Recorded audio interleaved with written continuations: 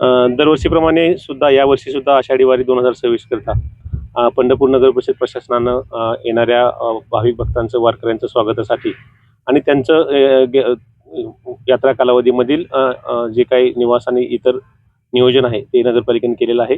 याच्यामध्ये प्रामुख्यानं वाखरी या ठिकाणी पालख्यांची सोय करणे, 65 एकर भक्तिसागर या ठिकाणी, वाळवंट आणि शहरातील विविध भागामध्ये सर्व पायाभूत सुविधा देण्यासाठी नगर परिषद युद्धपातळीवर काम करते.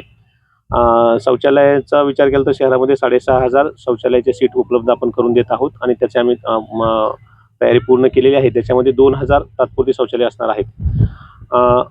वाखरी या ठिकाणी शौचालयाबरोबरच वाखरी पालखी तळाची स्वच्छता, डागडुजी, सुशोभीकरण, शौचालयामध्ये लाईटचा वापर, सोयी सुविधा, त्याचबरोबर महिलांसाठीच्या सोयी सुविधा आम्ही पूर्ण करत आहोत. भक्तिसागर या ठिकाणी सुद्धा सर्व जे काही आमचे शौचालय 1300 शौचालय आहेत, त्या 1300 शौचालयांची डागडुजी आमची पूर्ण होत आलेली आहे.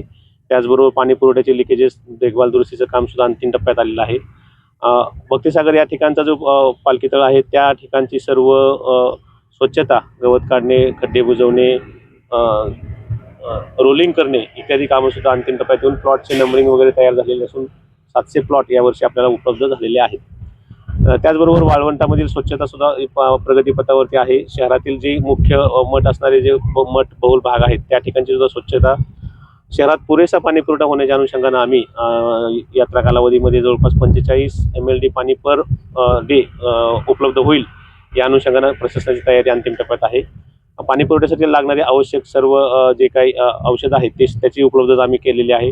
शहरामधील जे काही पाण्याच्या टाक्या आहेत त्याची स्वच्छता करून घेतलेली आहे. जे काही लिकेजेस दुरुस्ती आहे ती सुद्धा आमची अंतिम टप्प्यात आलेली आहे. आरोग्याचा विचार केला असता तर आरोग्यामध्ये सुद्धा पावसाळ्यापूर्वीची नालेसफाई आमच्याकडून पूर्ण झालेली आहे. त्याचबरोबर मंदिर आणि मंदिर परिसरामधील जे काही चेंबर्स आहेत, अंडरग्राऊंड ड्रेनेज आहेत, त्याची दुरुस्त करण्यात आमचं काम प्रगतीपथावर आहे. शहरामधील असणारे रस्त्यावरील खड्डे, त्याचबरोबर जे काही खराब रस्ते आहेत त्याच्यावरती नवीन डांबरीकरणाचं काम सार्वजनिक बांधकाम विभागाच्या मार्फत आता सध्या प्रगतीपथावर आहे. ते काही दिवसामध्ये अंतिम आमच्याकडून होत आहे. नगर परिषद प्रशासन आणि एकंदरीत सर्व प्रशासनाकडून येणाऱ्या वारकऱ्यांसाठी अत्यंत चांगल्या पद्धतीच्या पायाभूत सुविधा उपलब्ध करून देण्यासाठी प्रशासन प्रयत्नशील आहे. त्याचबरोबर स्वच्छ वारी, सुंदर वारी कशी होईल आणि हरित वारीचा सुद्धा आम्ही संकल्प यावर्षी केलेला आहे, जेणेकरून आम्ही येणाऱ्या वारकऱ्यांकडून, त्या दिंड्याकडून किमान झाडं लावण्याचा आमचा प्रयत्न असून त्यामध्ये आम्ही जवळपास 5,000 झाडे या वारीच्या कालावधीमध्ये 10 दिवसामध्ये येणाऱ्या पालखींच्या वारकऱ्यांमार्फत लावण्याचा प्रयत्न आमचा मानस आहे आणि आम्ही तशी तयारी पण केलेली आहे.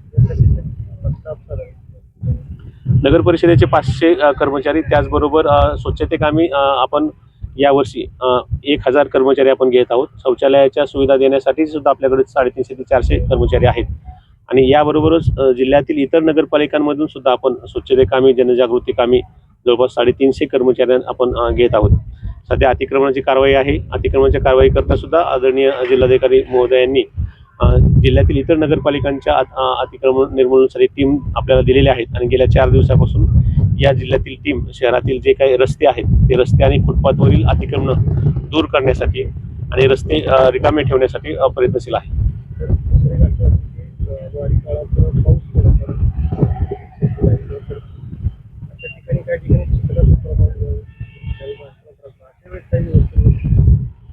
मुख्य रोड सोडून शहरातील इतर भागामध्ये ज्या ठिकाणी दिंड्या थांबतात, उतरतात, अशा ठिकाणी जर काही चिखलाची पाऊस आला आणि चिखल झाला तर आम्ही मुरमीकरणाचं टेंडर एक करून ठेवलेलं आहे, जेणेकरून गरजेनुसार, आवश्यकतेनुसार मुरमीकरण आणि किंवा कुठं कच टाकणे, जेणेकरून तिथं चिखल होणार नाही किंवा जो काही वारकऱ्यांची गैरसोय आहे ती कमीत कमी होण्यासाठी आम्ही प्रयत्नशील आहोत.